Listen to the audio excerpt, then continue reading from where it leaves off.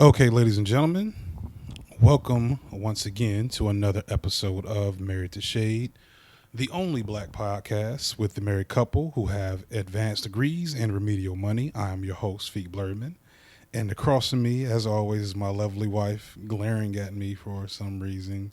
I'm not glaring at you. Eh, No, I really wasn't. all I right. really wasn't. You had some angry eyes there. No, I was thinking, do you have the Patreon patrons up? Yes, I do. Yes, I do. Oh, you do? Yeah, Okay. yeah. I did that the second time we started the show over tonight. But since we're there, and since she's already mentioned it, Trying to help you be better. thank you. That was a great segue you set up there. The Black Astronauts Podcast Network, which hosts Married to Shade graciously on its RSS feed, is made possible by the support and help of our fans who have become Patreon patrons. We are, providing a completely free show. But in order for us to maintain the quality that we have, maintain websites, maintain the ability to do special events such as, I guess the next one coming up probably is going to be Dragon Con. We need the support of our Patreon patrons who have pledged to give us a little bit of change, $5, $10 a month.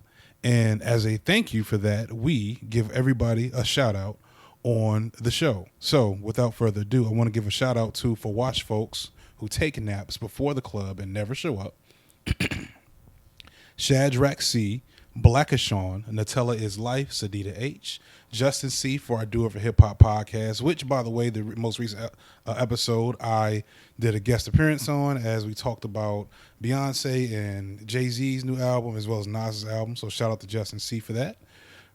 Just DeAndre, Veggie Vixen, Ron B, V Williams, Feeks Beard, Peter H, Pasto Chene, excuse me, the legendary Shogun, Felt 5, Deloya, Shlonda W, Wonga, Cameron B, Mr. Brent, Simo, Ashley G, Chonilla, Knowledge, Dre, the disrespectful one MJ, Donald, Ophelia Ono, Teddy Funk, Charlie Snowflake, Angela D, My Fluffy Puffs, DJ Food and Drink, For Wash Folks, Ariana, Nikki M, Devo G, Tasha Salad, Shauna E, Scrum Master Flash, and the legendary 11 question mark.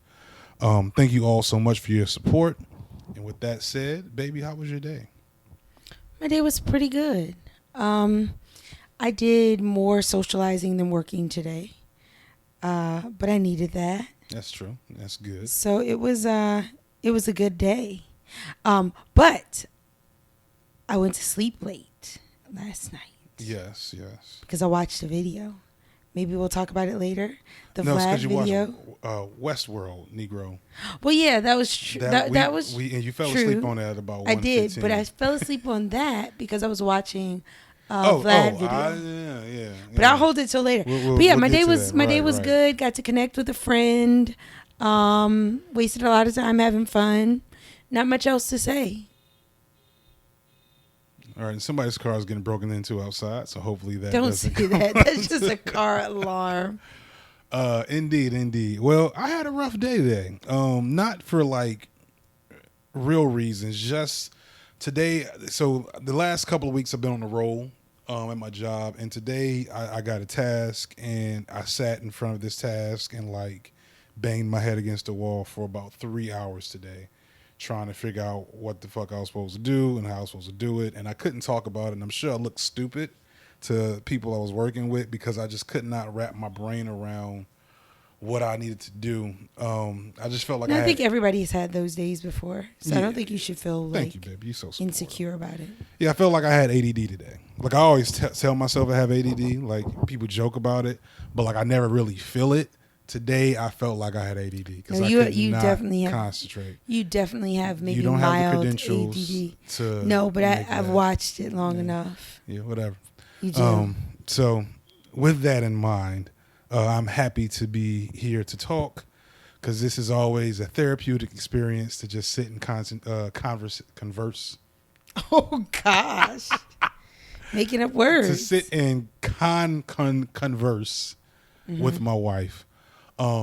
However, unfortunately, the first topic we're going to speak on today is one of a morbid, and we'll probably just continue our what's the word? Our record of being antagonists on the network to an extent. Are we gonna get in trouble for this? No, we're not gonna get in trouble. I'm the founder and creator of the Black Ashes podcast. Like, we're not gonna get in trouble. Okay, but you're the founder and creator. According to Blavity, I think it was. Yes.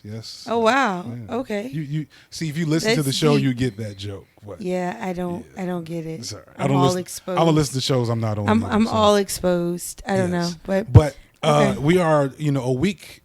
So we had an interesting week of music and activity, and I can't remember what. So the last show we had, we talked about problematic faves.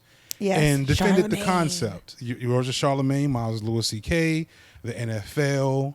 And I found such joy in people's disgust of my like of Charlemagne. You are repulsive. I really channeled my inner Charlemagne as I lurked around the overwhelming amount of disappointment and hate I got.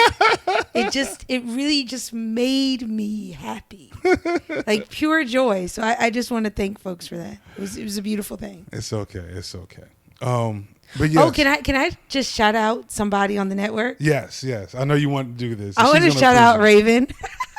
Wait, no, I have to say Ray, right? I don't know. She'll let us know later. But shout out Ray, because you were okay. We went backwards. Right. I want to shout out. Go ahead. Well, I want to shout out Ray. Did I do it right? Good enough. Yes. Because I just think she rocks. Yeah. And that's all I have to say. Yeah, it's really nothing more than I'm a fan. Make sure this is understood to be genuine. Who she is. Oh no, this is super genuine. I'm a fan of who she is in like real life. Yeah. I'm a lurker. I observe. And I've observed enough, and I'm a fan. No, but this is like super, super duper genuine. Like that's why I said her real name. Yeah. Which I hope I said right. Raven. Yeah. Okay. It's hard to say Raven wrong. Well, I assumed because she's also Ray on Facebook. I think she's Ray Vin on Facebook. Oh, is she? What's with your brain today, son? I don't know. I could have sworn. Either way, I wanted to come across genuine, so I didn't want to mess it up. See, I'm nervous. This is what happens when you're a fan. And this is why she doesn't talk in the chat. This is why, this is why I don't do fandom because it all breaks down. Yeah, never carries bad. Right. Well, shout out to Ray. I tried. Ray threw some shade. I don't know if it was throwing shade because like Ray's always been mean to me. So like throwing shade would indicate that sometimes she's not. But I guess she just realized I listened to her show. I listened to the Houston We Have a Problem. I don't listen to it regularly because I don't listen to anything regularly. But she was like, "Oh, you listen to the show?" I was like, "Yeah, I listen to y'all show." She was like, "Oh, all right." Yeah, you've been listening to it. But yeah, I literally though think she rocks in person. Yeah. Not that I've met her in person. Okay, it's just going bad. It's going bad. We're going to move on. This is just a shout out. So that shout out intact. Let's talk about XXXtentacion. Damn. Yeah. Wasn't a good transition. No, not at all. We're going to work on transitions. No, we're not. We're going to do exactly what we've been doing. Sometimes transitions are good. I want people to think we want to get better. But yeah, so and I brought up the problematic phase episode because he's not really one of my problematic phase, but he's definitely problematic. And then a couple of days later, I feel like that weekend maybe, at some point in time, I also, like I said in the opening, I was on the I Do It For Hip Hop podcast, and we talked about the Jay-Z and Beyonce album and then the Nas album. And the topic came up of Nas not doing anything to address the revelations from Khalees a little while ago about him being abusive to her during their relationship and them getting into straight up fights. Not addressing it, period. Not addressing it on an album. On the album. Well, pretty much, period. I don't think he's addressed it at all. I think he has. Maybe, but it hasn't been much. But I know it wasn't addressed on the album. It definitely didn't catch a wave, like things like along those lines usually do. And I didn't defend him not doing that. I just kind of said I don't care, and it doesn't matter a whole lot in the context of hip hop and it's social media. It's harsh when someone is assaulted or abused. Like I don't know if you should ever start your rebuttal to whatever's going on with I don't care.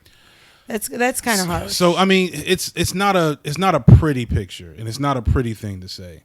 But my lack of care was not about lacking care for women who are sufferers of abuse, or anything along those lines. What was your lack of care for? It was in criticism of the culture that surrounds the measuring sticks we now have for how much you care and how you care about real issues in this country, or in our society in general.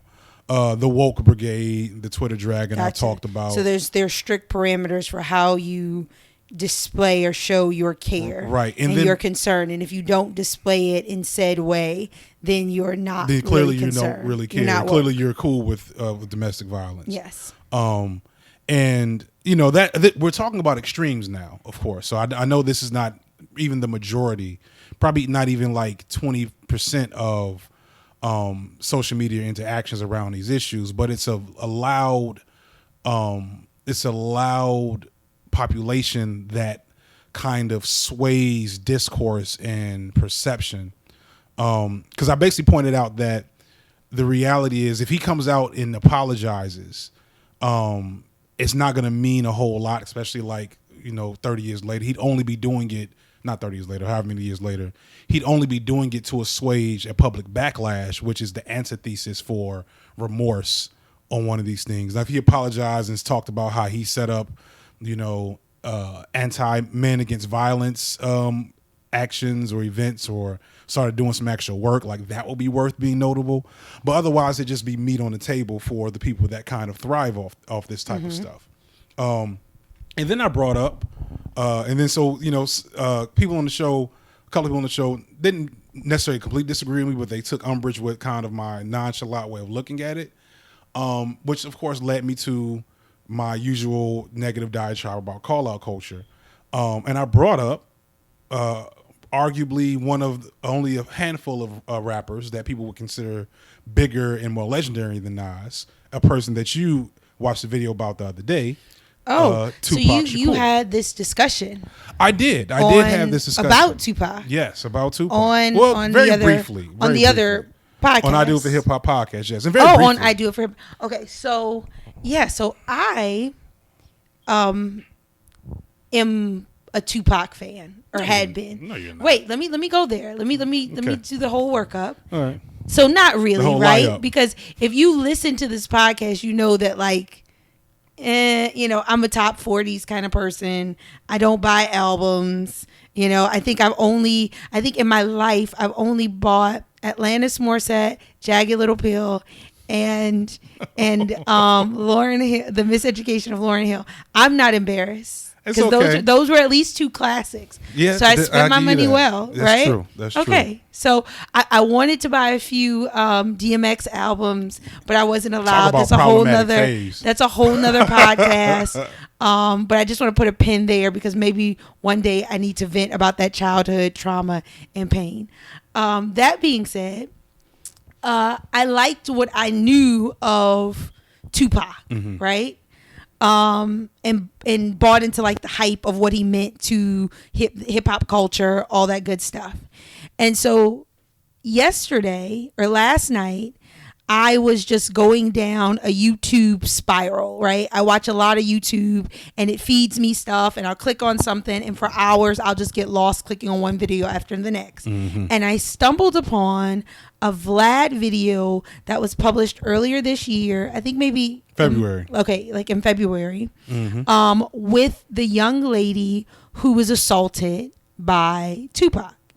And so she goes, they go into telling her story. She meets him. They hook up very quickly after meeting. They have this, very, relationship. Very stereotypical. Yeah, built around sex. Man, he's in town. He sends her a car, all that kind of stuff, right? And so, I tried to be open-minded, right?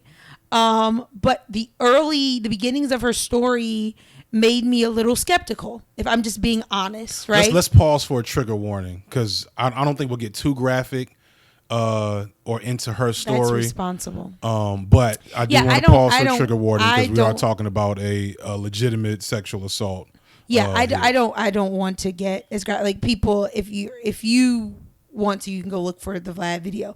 But anyway, so she goes into her story, and initially I'm like, okay, and then they pause and add in, right, what Tupac said about their interactions.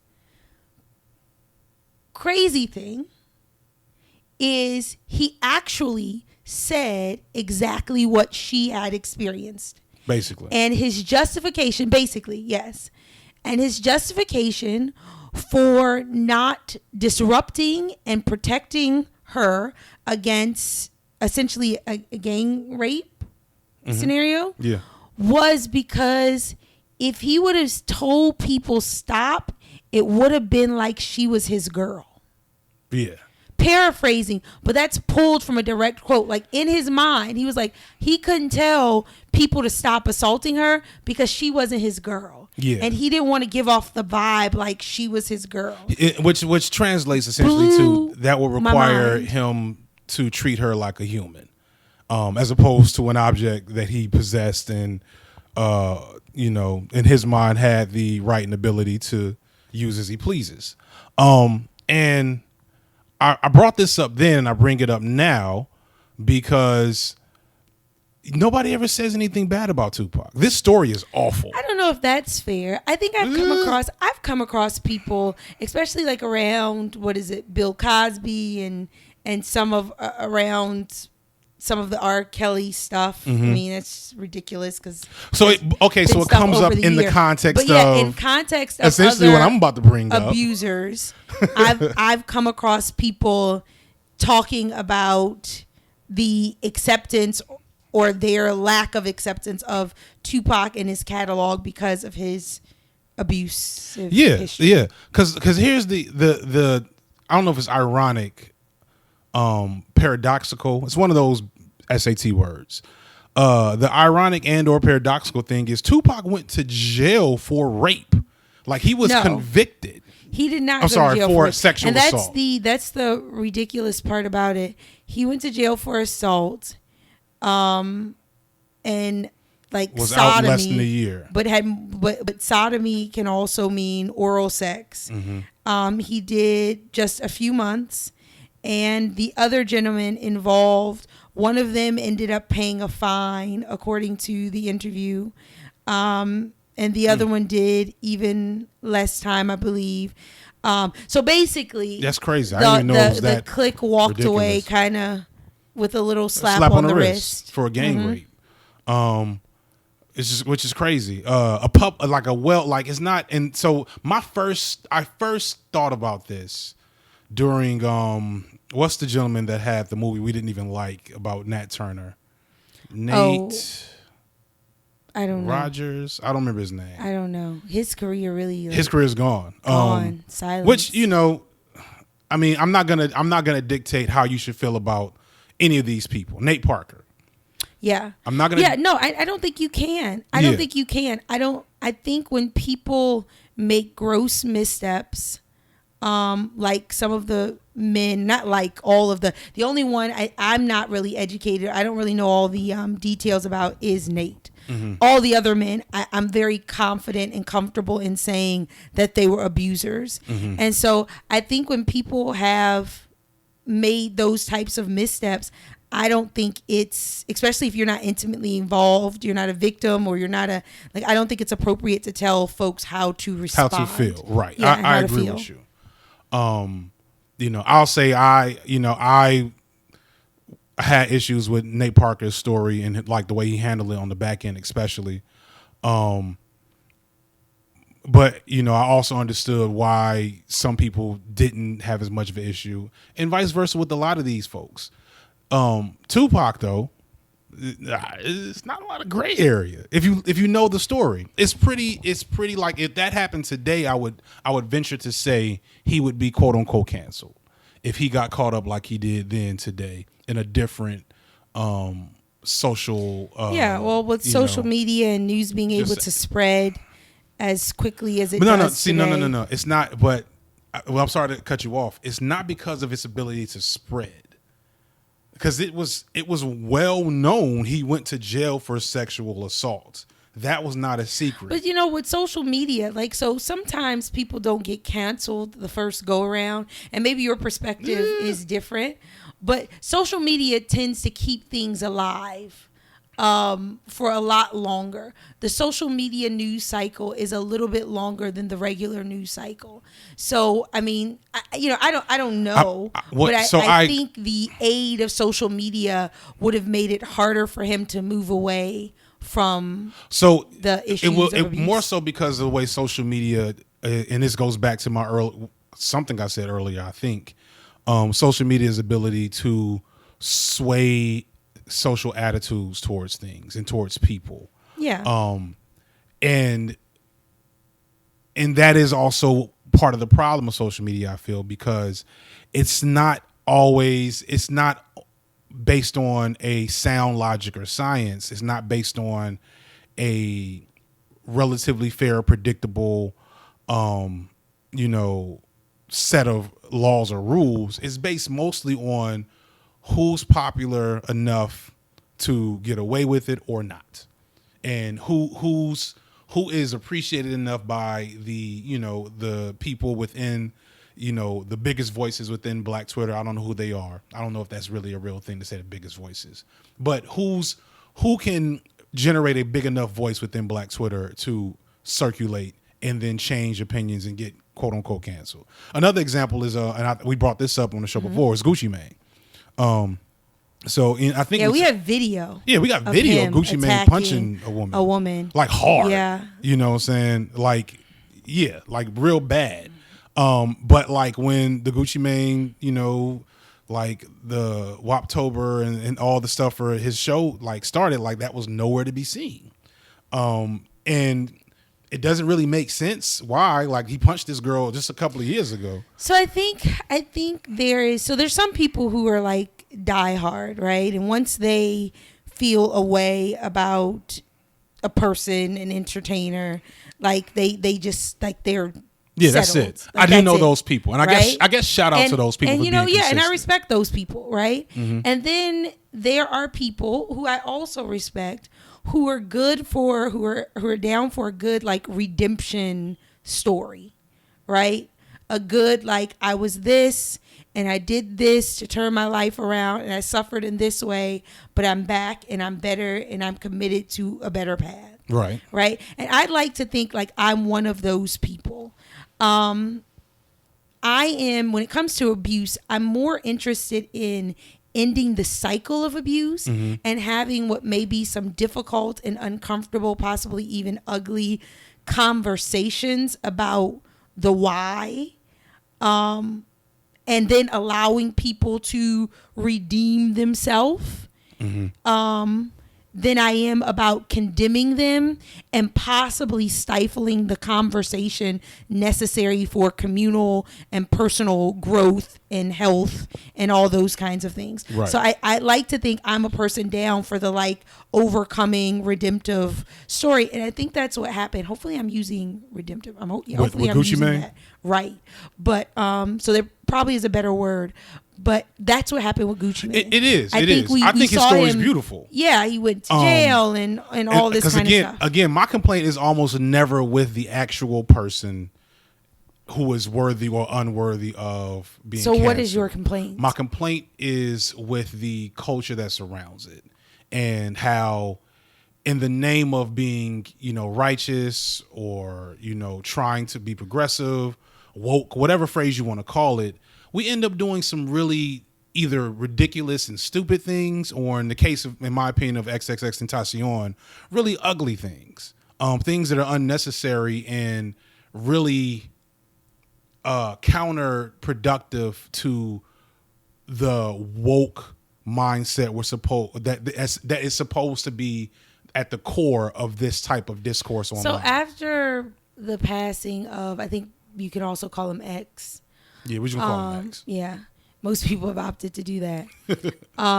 After his passing, I did see some ugliness. Yeah, that really made me uncomfortable, because the thing is, of course you can't tell people to respond, how to respond. Right. And the passing of someone who was charged with, because he, was still kind of going through the legal battles associated with the charge, but who was charged with abuse of the nature his of what his accusations what he were was quite charged. heinous. Yeah, like you just definitely can't tell people when they hear Right. the details of that story how to respond. But I'm also a firm believer that hurt people. Right. Right. Mm-hmm. And sometimes the hurt that you endure is unmerited. Not your fault. Right. Not your fault. But it doesn't negate the damage and your ability to do damage, right? And so I think if you've ever suffered any type of abuse, and it's so difficult, and it's one of those things, I'm reminded of how, like, we sometimes lament as African Americans having to do heavy lifting to get people to the point where they recognize our humanity and support us. Because it's like, damn, like, it's not our fault. It's messed up. But now you're saying I have to do the heavy lifting to fix it. And so, like, I cringe when I say this because I know it sucks. But I think that it's important, if you were hurt, to do as much as you can, whenever you can, and not for anyone else, but for yourself, to make sure that your hurt doesn't give life to a cycle of more hurt, right, and more pain, right, and more ugliness, right? And it just and that's exactly what happened here, I feel. And just to backtrack, to me though, the ironic thing, and I don't have any empirical evidence on this, but the craziest thing to me is I don't think a lot of the people that really like perpetrate the kind of the nastiest parts of call out culture on social media, I don't think they're the actual. A lot of times I know they're not the actual victims. I don't want to go there. I don't know. I've had experience knowing I don't know, that because there are a lot of people who've been victims of abuse who don't, who haven't went public with said abuse. Well, so I can't. I guess that's that's unfair. So let me walk that back. I'll say this: with certain people, my experience with this, it's not actually about the victims that they're outraged. You see what I'm saying? Their outrage isn't about the victims. Their outrage is centering their ability to have a voice on the topic. So this is why I don't engage. I don't do all social media platforms, and I definitely don't have a loud voice, right? And I'm not anti-social media, because when I use it, I enjoy what I use it for. Right. And I'm not at all condemning somebody who's more engaged like yourself. But I realize, so in my personal life, sometimes, especially when I'm really hurt, like and this is not the best thing. Again, you have to manage your emotions. You have to be emotionally intelligent. You have to be responsible. And sometimes it is very unfair, but you have to do the heavy lifting. I'm so happy I'm getting this on tape. Like, sometimes I have to, not all the time, sometimes, not all the time. I want you to get that in. I don't want you to be able to edit that out. So sometimes, not all the time, I have to go to 10 and then work my way back to 2. And especially if it like triggers me deeply, right? And so I think that sometimes what you're seeing on social media are people's hot takes, right? Especially if maybe you were abused, or you have close friends and family who were abused, or the abuse scenario was similar, like all kinds of ways that you can be triggered. Like, I think sometimes people have to go to 10. So I would like to think that those people who said ugly things, probably in their private life and in the way they like manage their own humanity, like, wouldn't really stand behind what they may have posted. Definitely. And that's another issue that we'll have to tackle later. I'm working on a blog for it. But social media has turned us into sociopaths in terms of how we like dialogue with each other, at least in those spaces, and to an extent outside of those spaces, I think is getting worse. But so, and let me not be remiss in mentioning that for every person that was, kind of tap dancing on the death of a 20-year-old, there were plenty of his fans who were saying some ugly and ridiculous shit as well. So it's not a one-sided thing. I guess I expect more out of the people who I tend to agree with in terms of like I'm anti women abuse of women. I'm anti homophobia. I'm anti all the things that just are about being you should be anti because they're just about being a decent human person. But what I find is that I feel uncomfortable with the way other people showcase how anti they are these awful things. And then I think to myself, long term, are you helping or nah? And are you thinking this about yourself, or are you thinking this? I'm thinking this about these other. I'm thinking this about and this is one of the most upsetting things. This is when I got upset about XXXtentacion. So I have a former student, who probably in his mid-20s now, and I know he was an abuse victim, and he was a troubled boy in my classes, and I had to really massage this kid on a regular basis to keep him in order, to get him to move through my classes and keep from fighting people and just all the. He had the classic. He was a lot like he was a XXXtentacion light. He was an angry kid. He was alternative, Slipknot listening to anime kid, and just all kinds of problems.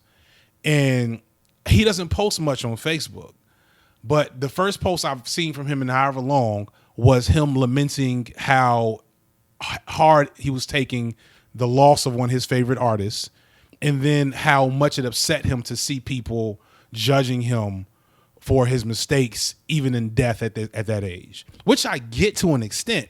So to make sense of it all, the thing that I think people don't think about in these drag parties that we have for people that often deserve it is that it doesn't happen in a vacuum. Those parties don't just happen within the circles of people who completely agree with the reasoning and the attitudes towards it.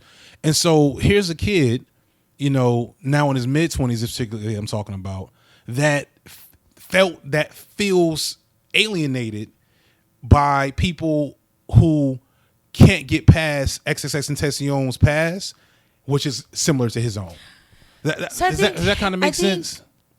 Yeah, it makes sense. My thing is, like, you got to know, and maybe this is why I don't engage as much as you do, because you got to know, like, the role you play. If creating healthy dialogue, right, is your goal, mm-hmm. If preventing abuse by way of counseling and helping potential abusers sort through their issues mm-hmm. is like the role you want to play, then I think that's a necessary role. And so you got to know, like, okay, that's your space, and other people occupy different spaces, giving them different vantage points to the issue. So I think what you have to, as you digest kind of what people say, because I totally understand the pain of your student and sometimes your frustration, but what you have to understand is what you do, the work you do mm-hmm. online, in real life, whatever, the what you preach, the statements that you make, all that, like what the place that you hold is the place that you hold, mm-hmm. and it's purposeful and it has value and it's necessary, but that is not the place. Like, I don't have to hold that spot. So no, does that make sense? Yeah, but I agree with that. This is a classic case of, I think, if you can't say something nice, yada yada yada. Because I get why people, especially people who have strong reactions to abuse, would be revelatory to an extent in the death of XXXtentacion, especially in the way that he died, essentially violently mimicking the violence that he lived up until that point, glorifying to an extent, even though there's some indications that he was trying to turn over a new leaf, or whether or not that was just a response to his occasion. It's hard to say, and I don't want to get into that because it's not so much about him. But as you mentioned, in trying to clarify my statements about my former student, a lot of my work has been working with troubled boys. And the way we do troubled boys is paradoxical to me sometimes, because it's like, I made the comment on Twitter, I think it's the last thing I said, X was a super predator, which is a phrase that Hillary Clinton used and got killed, for, rightfully so, during a campaign and in the past, etc., because it took away the humanity of these boys, these kids who don't come out the womb violent and, sociopathic and abusive. That is created, that takes a process. That takes a kid like XXXtentacion, just to go through his past real quick. He witnessed his mother's abuse at 6 and got his first assault charge, so to speak, when he stabbed a man with a shard of glass that was attacking his mom. He moved from place to place to place. He went in and out of group homes and juvenile detention centers until he was about 15, 16, and then he became a rapper. And then he became famous. And that's it. He had a life of violence and dysfunction and trauma, and then he became famous. And at no point in time, he probably had, you can tell if you ever if you're used to dealing with those types of kids, which is why I had some sympathy for the kid, then you recognize what that dysfunction looks like in person. When you just hear him talk, you hear the way he talks, you hear his detachment. You listen to his music. It's very broody and moody and somber, and then like violent and full of rage and just kind of just disgust. And so you see that, and if your response is there's no way you were ever going to change for XXXtentacion, you might be correct. You might be completely right. But that phrasing, that attitude does not exist in a vacuum. And so a bunch of other kids who have been through what he's been through and have not, at least at this point, maybe some of them, maybe some of them haven't, took that message from a lot of people that they were not worthy of respect, even in death. Yeah, and I totally get you. I totally get you. And I think it's a very important role you play in trying to be a bridge for these abused children who have the potential to be abusers only because abuse is what they were shown. It's cyclical, which is what you just finished talking about. It's a cycle. So I get the role you play. I value the role you play. I think what you have to realize, or what people, the social media sphere, sometimes we miss is sometimes it's healthy and necessary to have concurrent conversations about improving an issue, and everybody doesn't have to be involved in each one. In other words, there's a conversation to be had about what is going on with our boys. What's the problem? Right? What's the problem? How does one land, in a spot where they're abusing someone, where they're looking and treating someone as if they're less than human, right? Like how like did Tupac. we get there? Right? Like Tupac, like so many other brilliant people, because we've had a conversation about how some of the some amazingly talented and gifted people have the most ugly vices and darkest alter personas or whatever. And so but what I think, so your conversation is great. And it needs to continue about what we do, and we protect these people.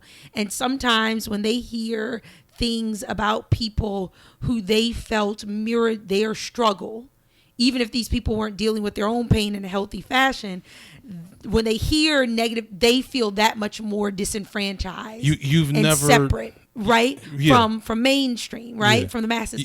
But I think you can't push that conversation in the safe spaces of people who are triggered by abusers and abusive behavior. That's definitely you true. have to give them space to process and be and have their conversations and get to their healing. And then maybe they'll want to join in your conversation.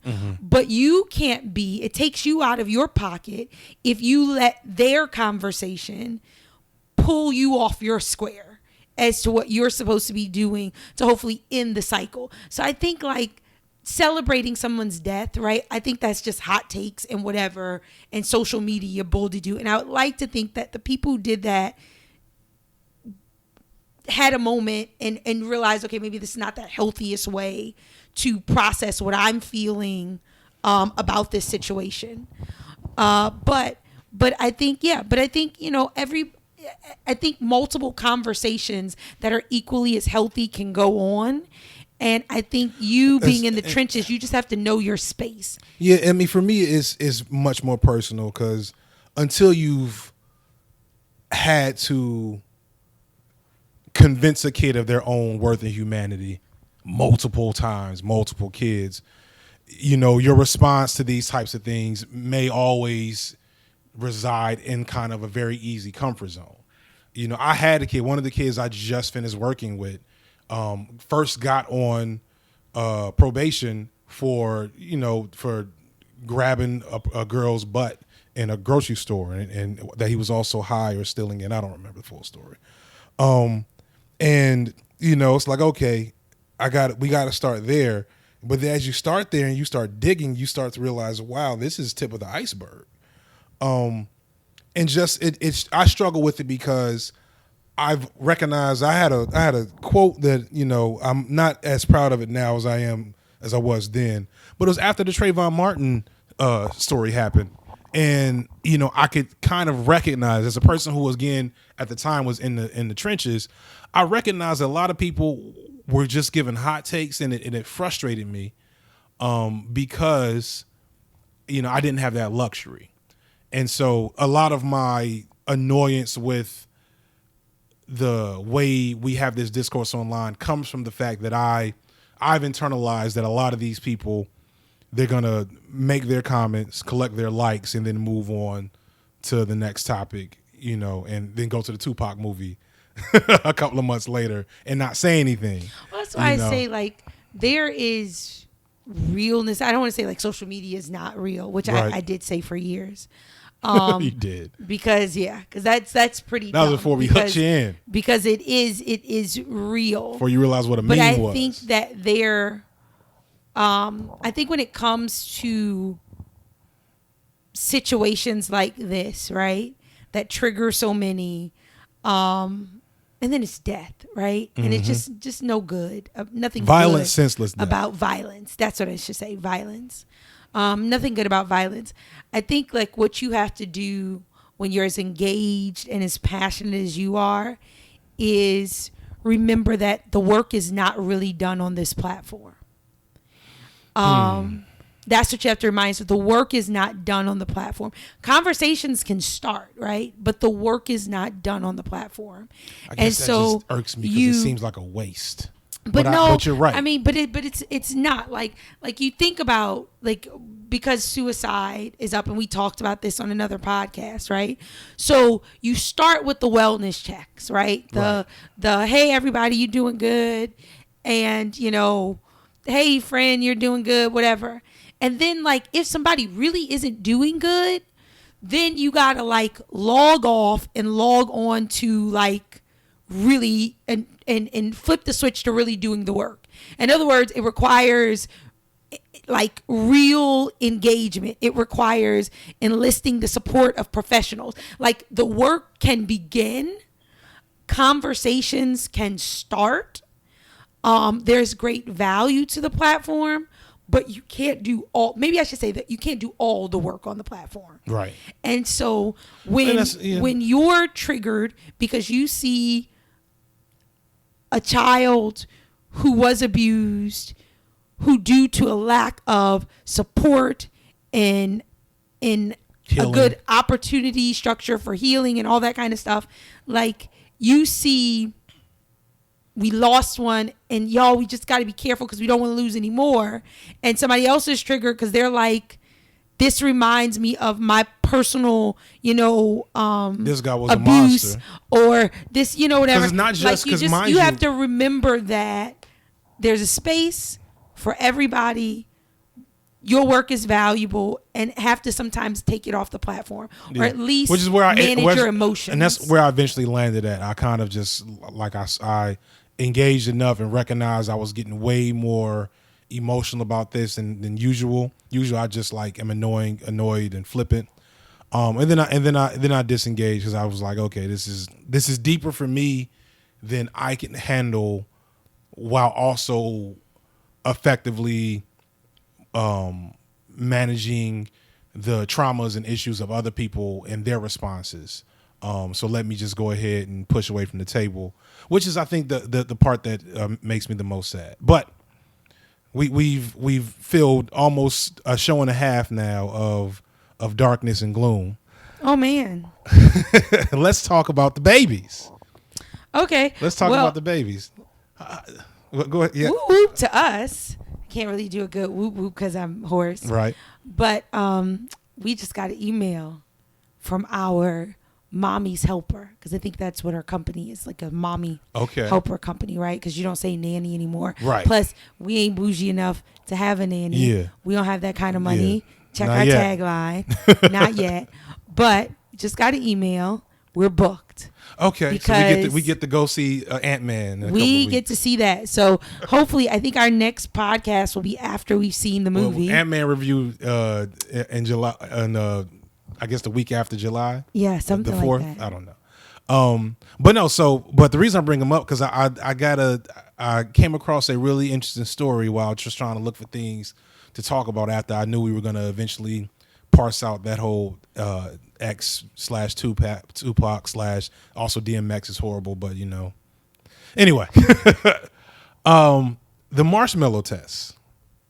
What is the marshmallow? You don't remember the marshmallow test? You know this test. I don't remember the marshmallow It is a test of a child's patience and I don't know the exact phrase that they're trying to use, but you sit a kid down and you give them a marshmallow and you tell them, hey, you can have this one marshmallow right now, or if you can wait 10 minutes, you can have 2 marshmallows.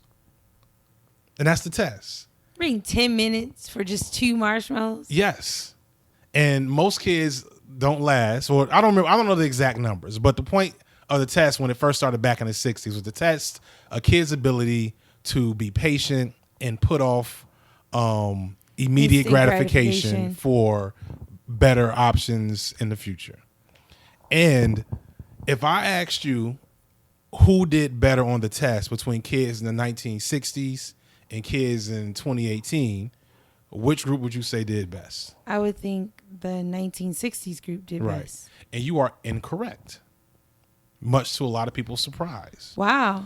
In fact, kids in 2018 or whenever this test makes perfect sense, because marshmallows are just sugar, right? They're just like sugar and like garbage stuff, right? And in 2018, our son told me that he wanted to be a vegetarian this morning. He did? Yes. I'll talk to you about it. But, kids these days, marshmallows are not good for you. They know that. No, they're educated. So it probably has nothing to do with like patience and self-discipline and whatever the test is trying to teach. It's just that kids are just not into marshmallows like that. The truth of the matter is that baby boomers are trash, and we've been lied to this whole time. You always have to take it to a dark place. No, so it's actually it was better. The 90s kids were better than the 1960s kids. 90s we didn't have. When did we start labeling stuff and like really knowing what was bad for you? That's probably like for everybody, probably the mid 2000s. From the Hotep coven that I was a part of. So everybody who didn't know they were killing themselves by eating marshmallows waited for the 2 marshmallows. The kids who knew like 2 marshmallows is probably too much. I'm just being silly, but that is interesting. I definitely thought it was going to be because you think the opposite. Because we started out as this uber, progressive like household. Like our oldest didn't watch TV really at all till he was almost we limited 2. his screen time. We ground it up. We made our own baby food a lot of times. Yes, we were gonna cloth diaper, but we didn't have the money for it. No, that's not true. We had ample cloth diapers. We didn't have the time. We didn't have the time to patience really for like it. Yeah. figure it out. Yeah, that's true. We had more than enough. And so all these things. Second one he was like, shit, you better eat this Gerber and watch this tablet. We need to take a nap. But I say that to say, so we may have been unique. We may have been unique, relatively speaking. I don't know. There's some families and kids that we didn't know that are also sticking with that super like no screen time, damn near attaching parents, and that's one thing we were never on. Discipline. But kids these days consume so much more. They consume a lot of media. They're on their phones all the time. So we call them the microwave generation a lot of times because everything is instant. However, clearly the kids are not stupid. Because that's what that really comes down to is a level of intelligence. I think we complain about millennial parenting. There was a joke. I don't know if I've told it before, so I'm sorry if you heard this one before. But it was like 2 slides, and it was like what to do as a millennial parent. And it was like, keep your kid, physically fit and spiritually sound and centered. Give them a gluten-free diet with no trans fat. This long ass list of things. That stuff you're trying to keep them from is in the marshmallows. I'm telling you, it's not that deep. And then it was like baby boomers' parents. Feed your kids. Keep them from dying. But really quick, in closing, so that was interesting. Yeah. But in closing, yes, our son wants to be a vegetarian. He actually, on the way to school, said, there's a difference between me and you guys.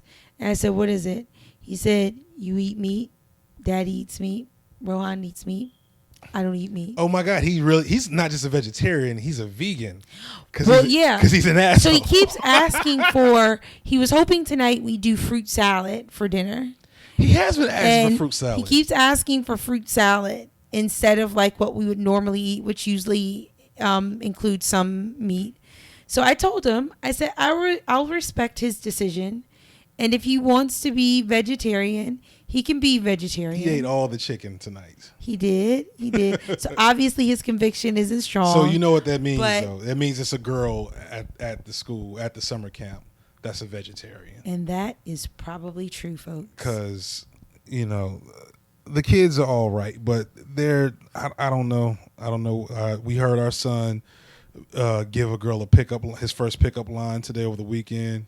As they were climbing up the indoor jungle gym, he turns to the girl and says, "We have so much in common. We should play later," or some shit like that. I don't know. Yeah, he did. And it's he's an interesting one. He's an interesting one. There'll be more stories as we journey through the year 5 in kindergarten. I'm sure. And I'm just hoping they don't put the wrong girlfriend in this class. Oh gosh. We'll keep you guys. He's got posted. like 7. Anyway. That's pretty much it. I wanted to end it on a positive note. We don't have a shady moment in history. Thank goodness. Because, after the last one, which is my birthday, I just wasn't appropriate. But that is pretty much it. One last quick piece of shout out to the Black Ashes Podcast Network. You can find the network and email us if you want to, speak on what we had to say or provide criticism or whatever. You can email the show at blackashnutspodcast.com. You can find us on Twitter, Black Ashnuts Podcast, at Black Ashnuts Podcast. You can find me at Feek Blurtman. And you can find AJ pretty much nowhere on Twitter, nowhere to be seen in social media, but she sees you. I'm always there. She's always there. And with that said, baby, I love you. Love you too. Peace. Peace.